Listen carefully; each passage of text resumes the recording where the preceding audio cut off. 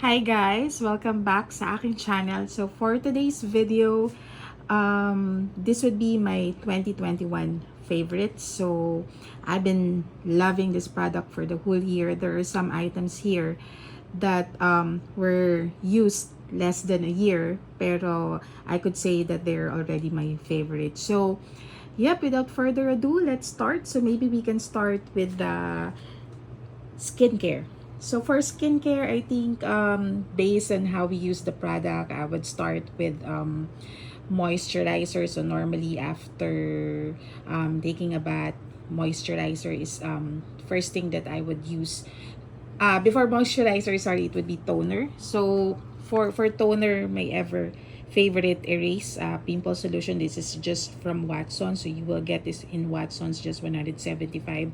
I've been tried different toners already, and some of them are expensive, but I've been really going back to this erase pimple solution. So really my favorite for how many years already, still in my favorites throughout the year. So that's the toner, and then we'll now move to moisturizer. So normally I cannot say that this is my favorite for 2021. It's just that I don't have any options, and medyo nanghihinayang din ako to buy a new one where you have something that you haven't used. So I've been using this hydrating lotion as my moisturizer after the toner. This is the Hada Labo.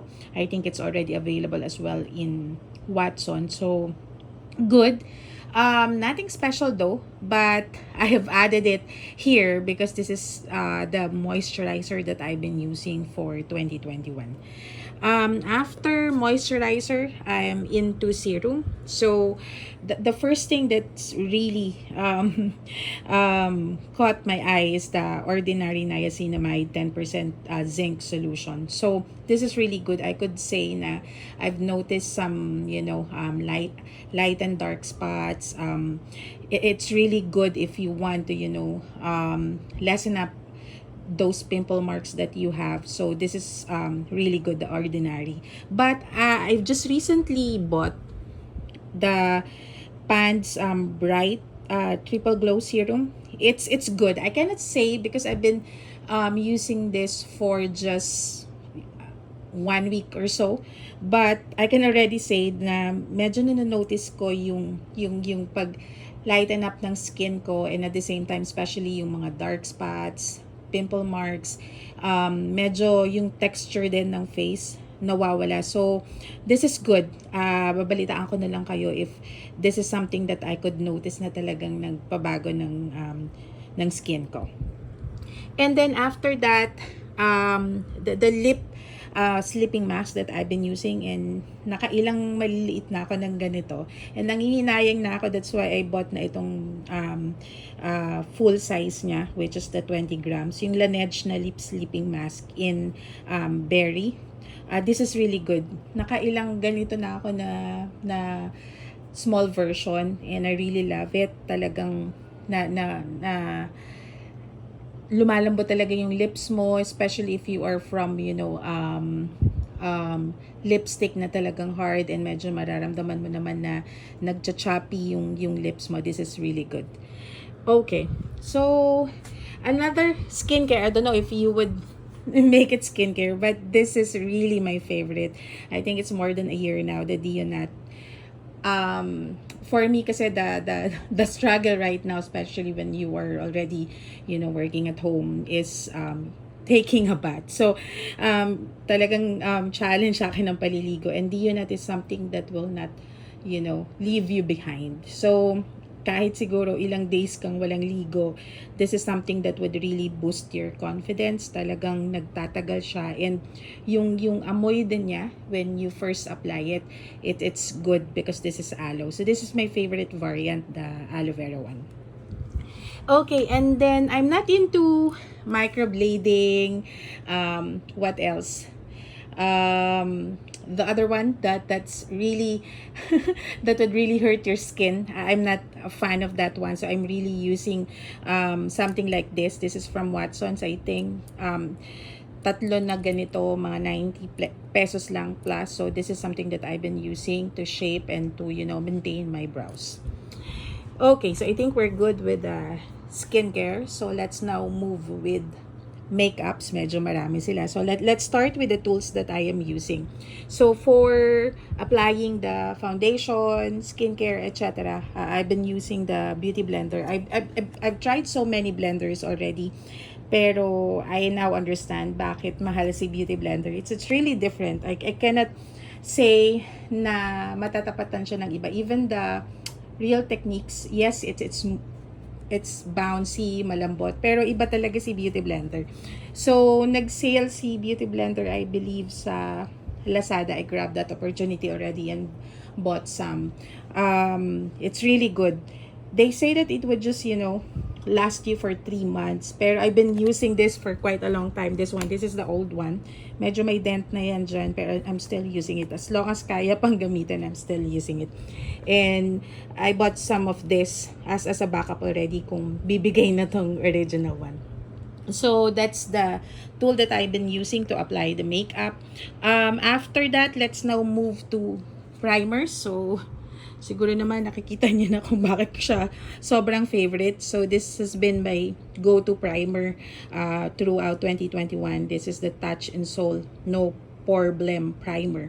So ubos na siya and I've been trying to order already for replacement, pero medyo mahal na siya as of now. So ubusin ko muna siguro lahat ng mga primers na meron ako to give opportunities to others, and then after that I'll definitely repurchase this one. And for matte finish primer, this is the Huda Beauty one, Matte Perfection. So this is a good thing that I've tried this. Actually, this is from Anakai that's privilege of me to buy one of her pre-love items. So it's good. It's really mattifying. But after putting the Huda Beauty Matte Perfection primer, I used to tap it with another primer, which is the Angel Veil, which is the skin perfecting primer. So ang maganda naman dito kay NYX is that it would really lessen your pores. So, mas magiging smooth yung skin mo before application ng makeup, ng foundation. Nakakatulong talaga siya to make your skin more smooth before applying your makeup. So, I think that's it for my primers. Although I do have a lot of primers, pero ito talaga yung go-to ko throughout 2021. The next one is more on base. So, I've been into skin tint lately, not into really glamorous foundation, full coverage foundation. I'm more into skin like light coverage, and at the same time it would let your skin breathe a little. So it's my favorite actually. Paubos na to. This is the Easy & Co active tint in the shade Beach. So I've been eyeing to buy the new shade, which is I think Fawn. I'll just try to finish this one, and then after I'll buy that. Madalas mag-sale din si Easy & Co. So grab that opportunity if you would see. Gamit na gamit talaga to. It's really good. Para talaga siyang skin mo but better. Smoothens out, remove some of the redness, some of the imperfection, pero yung skin mo nagpa-pop up pa rin. You would still, the skin would still pick through your foundation. So this is good. This is not a foundation. This is a skin tint actually. And then recent favorite that I have is the Dior. This is the Dior Backstage face and body foundation. This is really good. Actually, I'm really a fan of using it sa kamay lang. So, on my fingers. So, I will put it on my fingers and then dab it on my face, and then that's the time that I will blend it. I usually, if ever that I have brushes, I will use it as well. Pero mas okay talaga siya to use your fingertips. So, this is really good. Skin light din lang siya. Light coverage, pero talagang yung imperfection mawawala pa rin. redness of your skin, etc. Pero you would still see na it's still your skin. So hindi talaga plakadang-plakada yung foundation. So this is really good. This is my favorite as of now. And one thing that I've noticed as well with Dior, which is something that is not present in the Easy & Co skin tint, is that sobrang tagal ng longevity nito. As in talagang kahit pagpawisan ka or kahit nakamask ka, it really tends to stay in your skin. So I really love that, especially dito sa humidity natin sa Philippines. This is something that would, you would really appreciate, especially kung naka-mask. So I really love this product as of now. And then the last one, if kung gusto mo plakado talaga, if you would be attending a wedding, some of the occasions, and you want some foundation na talagang papalitadahin yung mukha mo, everything would be, a clear base and, a smooth and one. This is the Laura Mercier, a Flawless Fusion Ultra Long Wear Foundation. I'm in the shade Vanille, I believe. So this is really good. Although this is full coverage, talaga mararamdaman mo na naka-foundation ka. So foundation day talaga to. Pero ang maganda dito is hindi siya mabilis humulas. And then especially for oily skin out there. I am actually an oily skin. So, I really love this. So, kapag merong occasion, etc., and I want my foundation to really, stick throughout the night, I will be using this Laura Mercier. Okay.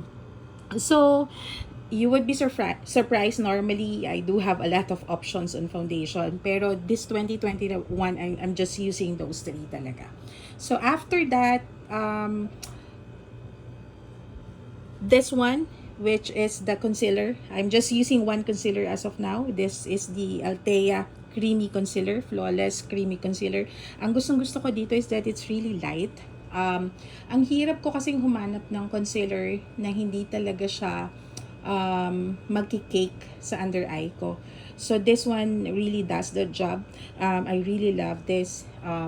Hindi niya gagawing cakey yung foundation, especially if you are, wearing a heavy or full coverage foundation. Hindi niya yung gagawin. It's just really something that would brighten up your under eye. So, I really love this one. And then, after that, setting it, powders, yun yung medyo marami ako na I want to try as well. If you would see, ito, gamit na siya, paubos na siya. I really love this, the Body Shop, what's this called? Matte clay powder. This is really good kasi parang na-notice ko hindi ako masyado nagkaka-bumps, hindi ako masyado nagkaka-pimples when I'm using this one. So parang ang tingin ko is meron din siyang parang skincare benefit. That's why I really love this one. Partnered to the, skin tint. So if you really want some, light makeup on a daily basis, this is really a good option for a powder. And then, if you really want, a placado one, which is, I've discussed on the foundation, this is really good, the Laura Mercier translucent powder, translucent loose setting powder. This has been an OG for so many people out there who loves makeup. This is really a must-have in your vanity. So, I really love this one. Medyo expensive kaya medyo tinitipid. So, pag meron lang occasion, that's the time that I will be using this one. It's really smooth. Sobrang smooth ng powder niya. That's why siguro ganun yung price line niya. But, if you would want something, hindi ko masasabing dupe, pero more on a budget-friendly powder, that would be the Wet n Wild Photo Focus Translucent Powder. This is the translucent one.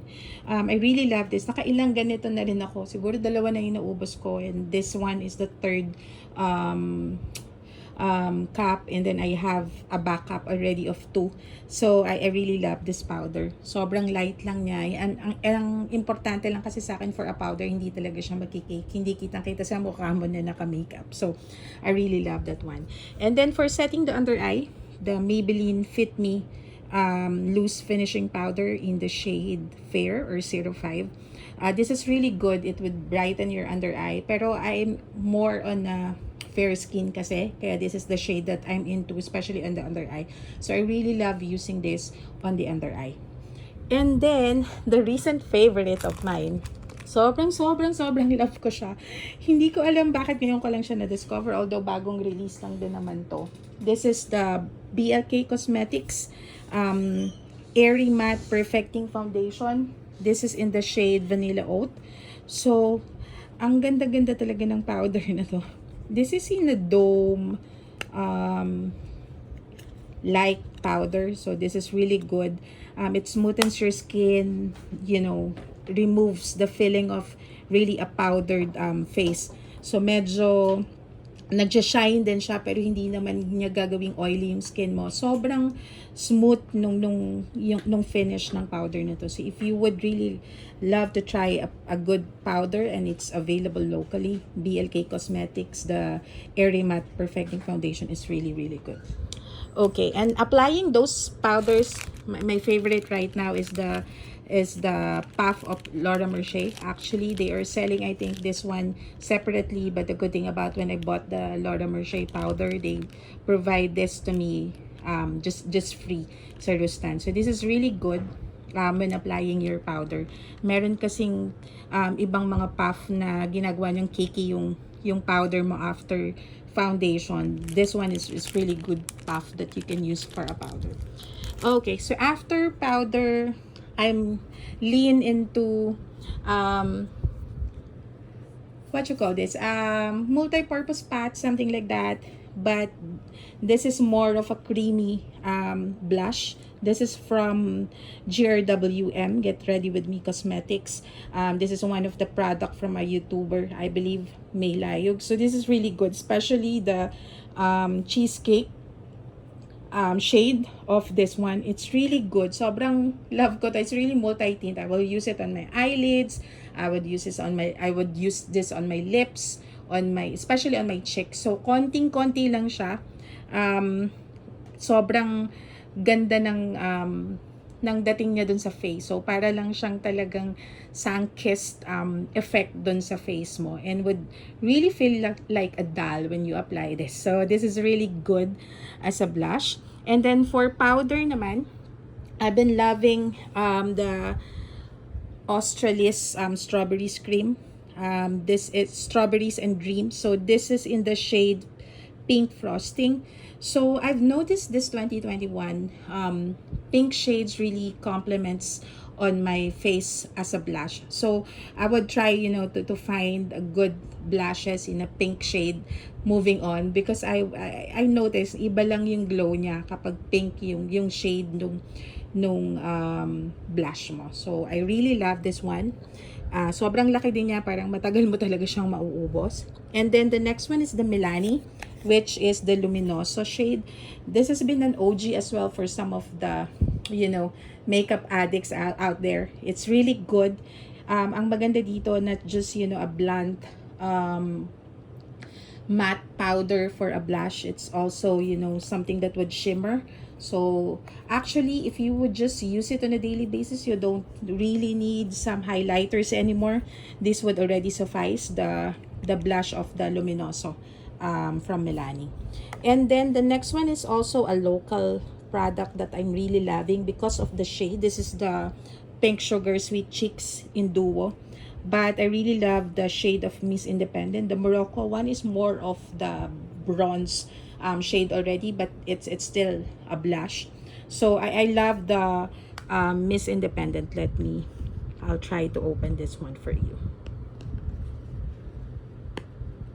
There you go. So the biggest one is the Miss Independent, the pink one. So as discussed earlier, I really love pink shade of blushes this 2021. So I think I've been eyeing to have some another shades in other brand for a pink blush. So that's for a blush, I believe.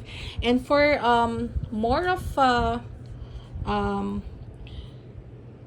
set, I really love this. It's been last year, it's still my favorite as well, the Benefit Chick Leaders Mini Bronzer Squad. So here you already have your bronzer, which is the Hula bronzer, the very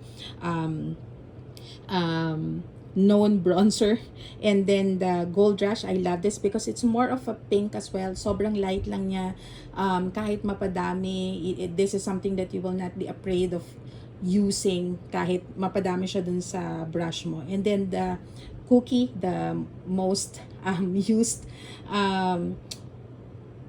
highlighter as well from Benefit. So in one, everything, walang tapon. The bronzer, the highlighter, the blush, everything is really good. So this is really something that I will bring if I will be traveling, because this is already 3-in-1. You have your blush or bronzer or contour, and then the highlighter. So I think that's it. We're now moving on eyebrows. So for eyebrows, I'm using just 3 products, pero you would be surprised that I'm more into the budget one, the Mumuso. This is really good. Sobrang isang apply mo lang, you don't need to repeat applying it. This is really good. Sobrang pigmented. What can I say? It's been my favorite for how many years already. This is just, I think, 100 plus. Pero, you know, it does the job. It's really good. It's really, really good. It's, you know, this is pigmented product. And then, I also love this one from BYS, I believe, the Lastros. This is from Nadine collaboration, I believe. I don't know if they still have it. Medyo parang tinatanggal na ata nila yung mga product ni Nadine sa BYS. Pero I love this one, especially this brown shade. Yun, pigmented din siya. Isang apply mo lang, isang swipe mo lang on your eyebrows. It would really, you know, provide already a difference when you don't have one.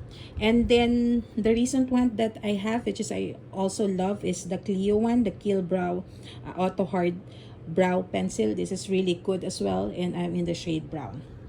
Okay. And then for contour, this would be the favorite. Makikita nyo naman, sobrang gamit na siya. The Wet n Wild Mega Glow in the shade, what shade is this? Dulce de Leche. So I've been loving the lightening powder. I use this throughout the year for my under eye, and then this one is the contour, you know, to shape your face, especially remove those chubby cheeks. So this is really good. And then I'm also using the Pink Flash. This is really, you know, budget friendly from Shopee. I think that's just 70 pesos or 80 pesos to contour my nose. So this is something that would really fit and complement my nose contour. So this is really a good shade for me. And then for bronzer, I've been loving the Maybelline City Bronzer in the shade 100. This is something that would not really, you know, emphasize that you are, you know, using bronzer. It's just something like a skin type of a bronzer, and I really love this. The shade really matches my my skin tone. And then the ever favorite, the Butter Bronzer from Physicians Formula. This is really good. Paubos na siya. I hit the pan already. And yeah, I cannot say anything more about it. It's been a favorite for by many people already. So I really love this Butter Bronzer. Okay, I think we're good with bronzer, and now we now move to the highlighter. So if I would just be using a light makeup on a daily basis, I will be using the Essence one, the Pure Nude highlighter in the shade Be My Highlight. So this is the lightest highlighter in Essence for Pure Nude. This is really good.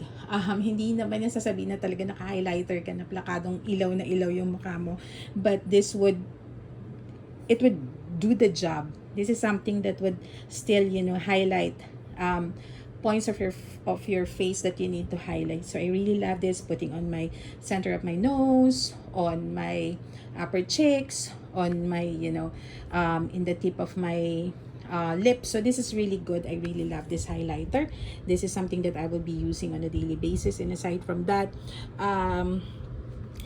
the ever glowing Cookie on the Cheerleader palette.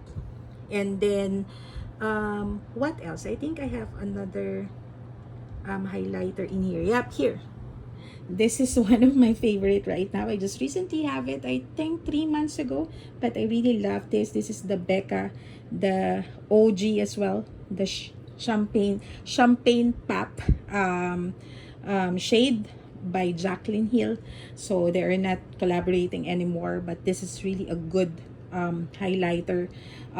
It would, you know, really provide a good highlight for your face. So I really love this one. Let me show you the color of it. Yeah. So aside from that, I also love the BLK one, the shimmer jelly multi-pat, especially in the shade Pearl. So this is more of a creamy or liquidy type. So I will just use my fingertips to apply this on my face, on the, you know, highlighted perimeters of your face that you need to highlight. So I really love this one as well. Although medyo hindi ko siya ginagamit on the nose kasi nagtitend, it would tend to break your powder makeup. So I will just use it on the high points of my cheeks. Okay, and then after that, we can now move to eyeshadows. So, ito ang gamit na gamit. Yung kay Kathleen Lights collaborated with ColourPop. This is the So Jaded palette. So, I think you already have 30 plus shades in here. It's really, this is something that would, you know, even expensive, it would still something that you could justify. This is really good. I've been paubos na yan, the diamond one, the glittery one. Always I apply this on top of any eyeshadows that I'm using. Ito yung pang topper ko normally. And then I would use this rose quartz as my initial shade on the eyeshadow. And then, yep, I've been using this. Although there are some colors here na medyo bold na hindi ko kayang gamitan on a daily basis. But other than that, it's still worth it. Lahat nung pwede mong gamitin, still worth the money. So after that, I'm also using this Kylie, the Burgundy palette. So this is really good, especially, it's an earth tone. So lahat ng shade magagamit mo din. And then the shimmer for this one, that one, I really love that. And then the brown, the light brown, the dark brown, I've been using this as well as an eyeshadow. And then the Huda Beauty, this is really good as well. Although this is more on an orange shade, but I really love how, you know, it would apply. So even the brown one, the light orange, the burgundy one, it's really good on your skin, even the shimmer. So this is really good. So that's it for the eyeshadow. So we can now move to the curler that I've been using. Really my favorite. This is the Shuyamura curler. It's quite expensive, but you know, it would justify why it is. So I really love this. It would really curl your eyelashes, and you know, it would be easy for your mascara to apply, and you know, help your mascara to really, you know, pop up those eyelashes. So the one that I've been using recently for 2021 is the Maybelline Falsies Lash Lift mascara. I really love this. Gusto ko rin yung pink. Di lang ako repurchase pa because I have a lot that I need to finish right now. Pero so far, the favorite that I am using is this one, the Falsies Lash Lift. Okay. And then, setting my eyebrows. This is the Sunny's Face Life Brow. This is in the shade Taupe, I believe. Meron na ako ditong, eto kasi mahaba to, na basag na yung ibabaw niya. Pero same, pwede mo pa rin naman gamitin. So this is really good. May backup na rin ako nito if ever na maubos na siya. Okay. So, for eyebrows as well, aside from the pencil that I'm using, meron din akong pomade which is from LA Girl, the brown pomade. And then I also have from Laneige. This is more on a cushion brow product like this one. So paubos na rin to. I really love this one. I just got it on sale, and it's just a refill item from this line, the Laneige. Okay. And then sa lips naman tayo. So far, because of the pandemic, you need to use, you know, face mask, face shield before. Buti na lang wala ng face shield ngayon. So face mask, I've been using really something that would not tend to tint your, you know, your face mask. So I've been using the Maybelline Superstay, the recent shade. They have more on a coffee variant in the shade Hazelnut Hypnotizer and Shy Genius. This is the recent coffee or nude shade that they released for Superstay. And then the old one, sobrang tagal na dito. I don't know kung expired na, but I'm still using it and it still performs as, you know, as expected. This is the Seductress shade. So I really love this, especially kung nakamask ka, hindi mag-i-stain yung mask mo with this lippies. Okay, and then syempre, if you were using the Superstay, you need to use the Superstay eraser to remove those, kasi yun nga, kaya siya hindi nagtitint on your face mask kasi talagang nakastay siya sa lips mo, so mahirap siyang tanggalin. Yun naman yung downside niya at the end of the day when you need to clean up already. So I bought the Superstay eraser just to remove your liquid lipsticks, and it's just so easy for you to do. So after applying this one, use the makeup remover and then you're done. Okay, so speaking of makeup removers, when you already need to remove your makeup at the end of the day, I've been using the Pure Derm makeup remover cleansing towelettes. So the variant that I've been loving is the T3 kasi I'm really into acne prone skin. So this one really helps a lot para hindi masyadong magkaroon ng mga bumps yung face ko. Okay, and then after all of the makeup setting mist, this is really my favorite right now actually, na nalagpasan niya na si Urban Decay. So the Professional Super Setter by Benefit. Expensive pero may rason kung bakit siya expensive. I think this is more mga 2K ata to just for a mist after makeup, pero it's really worth your money. I really love this. This is my favorite one. Talaga napansin ko na hindi humuhulas yung makeup and I am using this one, so especially if you have occasions that you need to attend to, the Professional Super Setter would really help you a lot para hindi ka agad humulas. And same thing, the Urban Decay makeup setting spray, oil controller yung pinili ko na variant because I'm really an oily skin person. So I really love this. Medyo paubos na siya, pero I've been loving the Benefit as well. Okay, and then when you go out, this is, pansin nyo naman gamit na siya. Blotting paper that I've been using is from Lux Organics in collaboration with Ancloth. So ang maganda dito, hardcover na siya, ando dun yung blotting paper, may mirror ka pa, so you know, it's really a plus for me. I've been loving it, especially pag nasa labas, hindi ito mawawala sa aking bag. Yep, so I think that's it for makeup. We're done with makeup. So special mention, the brush that I am using, credit to my cousin Nina. This is the Wet Brush Pro. This is really good. Medyo mahal talaga siya, pero it really changes the game. I could say when I use this brush, hindi na ako babalik sa normal na suklay pa anymore unless it's really, you know, you're out and you have just a small bag and you can bring this with you. Pero this is really good. It really changes the game. So if ever that this is on sale on Lazada or on Shopee, grab the opportunity to buy this. This is really, really good. Isang suklay mo lang sa buhok, it's really something that would fascinate you. Kasi medyo tamad ako sa mga ganyan. So isang pasada lang dun sa buhok, sobrang ganda niya, and then hindi rin siya masakit sa buhok. Talagang nakakatulong siya para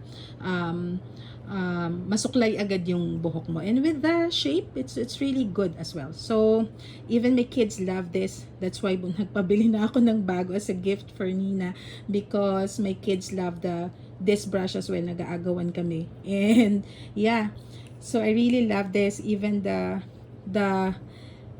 design right now, I really love this. Thank you, Nina. Okay, and then we're good with makeup, with skincare. Let's now move to the last part, which is one of my favorite as well, the perfumes, the colognes, etc. I know you're aware already on how many perfumes, colognes I do have, pero ito talaga yung favorite ko throughout 2021. Meron ditong recently bought lang, pero I've been loving already. So let's start with that one, which is the Eau de Parfum from Zara. This is in collaboration with Jo Malone. So this is in the shade Creatively Shanghai. This is really good. Paano ko ba siyang sasabihin? More of a mandarin orange scent. Pero sobrang ano siya, stand out talaga siya. If you would, spray this one, this would definitely be, noticed by some of your friends kapag katabi mo sila, especially, normally I would put this on my hair, on my clothes, kasi doon siya nagtatagal rather than the body. So I really, really love this one. And then, recently as well, is from Zara, the Wonder Rose Day collection. This is Eau de Toilette. It's not a perfume, but this is really, really good as well. Nagstay rin naman siya mga 8 hours on your skin, on your clothes. Especially on your clothes, it would stay all day. Even umuwi ka na sa bahay, maamoy mo pa rin siya. And I love this. Actually, this is a flower scent. Kaya tawag niya is Rose, Wonder Rose. Hindi talaga ako fan ng flower scent na perfume, but this one is different. I really, really love this, and sobrang mura lang niya sa Zara, and this is already 180 ml, and they do have a limited edition of 200 ml, and it's really good as well. I really, really love this. And then all-time favorite na talagang laging nire-repurchase, hindi mawawala kahit ubos ng iyong ipon, kailangan meron ka, is the Chloe, the EDP. This is really my favorite. I've been loving this. Sobrang expensive pero worth the money. Tipid lang talaga. Pero ang pag-apply naman niya is konti lang din, and then sobrang mangangamoy na talaga sa skin at saka sa damit mo.